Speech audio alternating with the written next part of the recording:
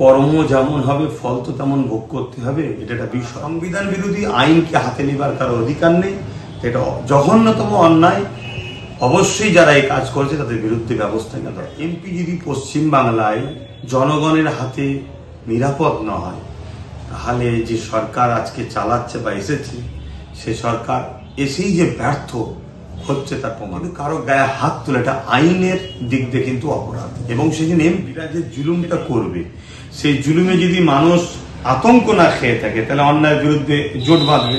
তাই মানুষকে ভয় দেখাও, আতঙ্কের মধ্যে নিয়ে আসো, যাতে আমাদের জুলুমের বিরুদ্ধে মানুষ মুখ না করে। আমি নিন্দা জানাই একটা শাসক 15-20 দিন এসে 15-20টা লোকের কর্মসংস্থান করা ছেড়ে দিয়ে 2-3 লক্ষ লোকের কর্মসংস্থানের পেটের রুজিতে লাথি মারছে, এর চেয়ে বড় জঘন্য নোংরা আর কি হতে পারে। এটাকে ধিক্কার। বিজেপি যতটা অন্যান্য সমাজের মানুষের ক্ষতি করছে সমানভাবে কিন্তু হিন্দু সমাজের মানুষেরও বিজেপি। বর্তমান গরুকে নিয়ে যে ধর্মের সুশ্রীদের রাজনীতি হচ্ছে এটাকে কিন্তু একটু বোঝা দরকার।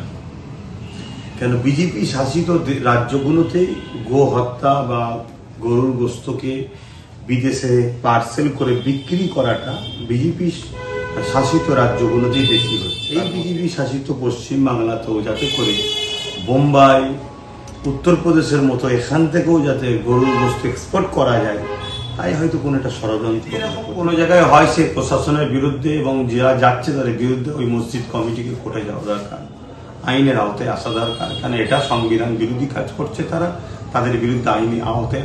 বন্দ্যোপাধ্যায় কর্মী মারা গিয়েছে, তার বাড়িতে একেবারে গিয়েছেন, সেখানে তাকে চোর চোর স্লোগান দিয়েছে এবং মারধর করে হসপিটাল সই করেছে। এটা কিভাবে দেখছেন? দেখুন, কর্ম যেমন হবে ফল তো তেমন ভোগ করতে হবে, এটা একটা বিষয়। তবে কাউকে মুখে দুটো কথা বলা আর কারো গায়ে হাত তোলা দুটো কিন্তু এক নয়। কেন একটা সময় বা বর্তমান সেদিন এমপি, একটা এমপি যদি পশ্চিম বাংলায় জনগণের হাতে নিরাপদ না হয়, তাহলে যে সরকার আজকে চালাচ্ছে বা এসেছে সে সরকার এসেই যে ব্যর্থ হচ্ছে তার প্রমাণ করছে। কেন তার কর্ম অবশ্যই ভুল করেছে, অনেক জানি, তার জন্য হয়তো স্লোগানে অনেক কিছু বলেছে, সেটা ভিন্ন বিষয়। কিন্তু কারো গায়ে হাত তোলা এটা আইনের দিক দিয়ে কিন্তু অপরাধ, এবং সেদিন এমপি, একটা এমপির গায়ে হাত তুললো, এটা যেমন বাংলার আইন ব্যবস্থাকে প্রশ্নচিহ্ন করছে, বর্তমান শাসককে প্রশ্নচিহ্ন করছে, পাশাপাশি এটা সংবিধান বিরোধী আইনকে হাতে নেবার কারো অধিকার নেই, এটা জঘন্যতম অন্যায়।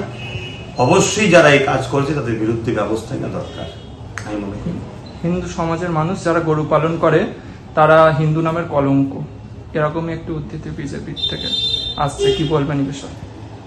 বিজেপি দেখুন, অনেক আগে গোড়াই বলেছি, আজও বলছি, বিজেপি যতটা অন্যান্য সমাজের মানুষের ক্ষতি করছে সমানভাবে কিন্তু হিন্দু সমাজের মানুষেরও বিজেপি ক্ষতি করছে।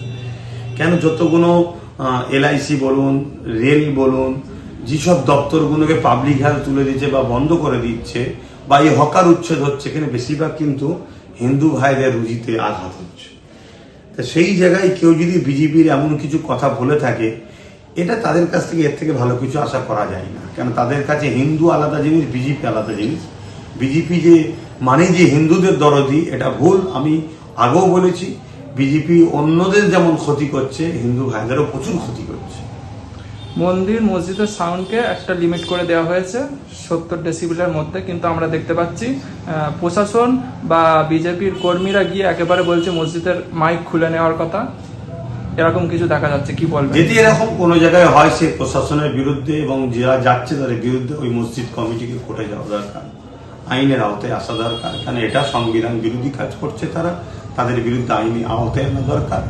আর পাশাপাশি আমি আবার বলবো ভাই, আমার কাছে যতবারই প্রশ্ন করবেন আমি ঘুরিয়ে বলবো, লোহা না হলে লোহা কাটা যায় না।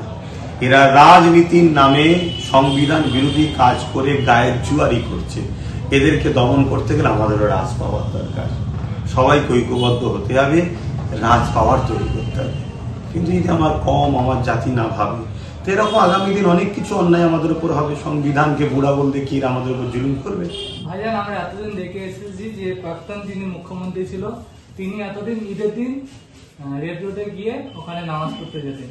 কিন্তু নতুন যিনি বিজেপি সরকার থেকে মুখ্যমন্ত্রী হয়েছে তিনি ঠিক ঈদের দিনই দেখছি যে মায়াপুরে গিয়ে গো পূজা করছে। কি বলবেন? দেখুন, কার কি রুচি সেটা তার কাছে।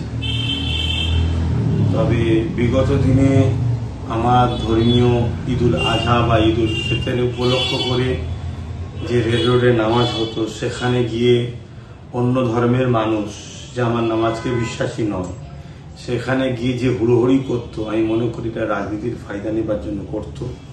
আমার ধর্মকে নিয়ে কেউ এটা করুক, যেমন পছন্দ করি না। পাশাপাশি আমার ধর্মীয় স্বাধীনতাকে কেউ যদি হরণ করে, সেটাকেও আমি পছন্দ করি না। আর রইল এবারে কেউ বর্তমান মুখ্যমন্ত্রী সে মায়াপুরে গিয়ে গরু পুজো করবে নাকি করবে, সেটা তার রুচি, তার ভক্তি, তার বিশ্বাস, তার আস্থা তার কাছে। কারো ধর্মীয় বিষয়ে কোনো কথা বলতে চাই না। কিন্তু বর্তমান গরুকে নিয়ে যে ধর্মের সুশ্রীদের রাজনীতি হচ্ছে, এটাকে কিন্তু একটু বোঝা দরকার।